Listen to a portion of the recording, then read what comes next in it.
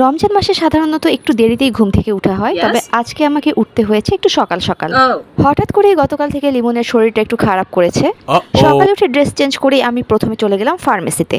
Pharmacy থেকে medicine নিয়ে ফেরার পথে ভ্যান থেকে বাসার জন্য কিনলাম কাঁচা কলা, পাকা কলা, আলু আর ডিম, আর এসব নিয়ে এখন যাচ্ছি বাসায়।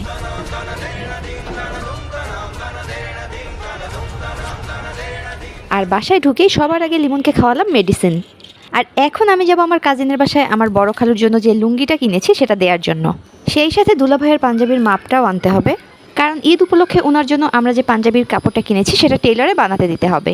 তো বেরিয়ে পড়লাম আমি। আর বের হওয়ার সময় এই ব্যাগটা তো নিতে আমি ভুলেই গিয়েছিলাম, যেটা আম্মু গতকাল রাতেই আমাকে দিয়ে রেখেছে আমার কাজিনের মেয়েকে দেওয়ার জন্য।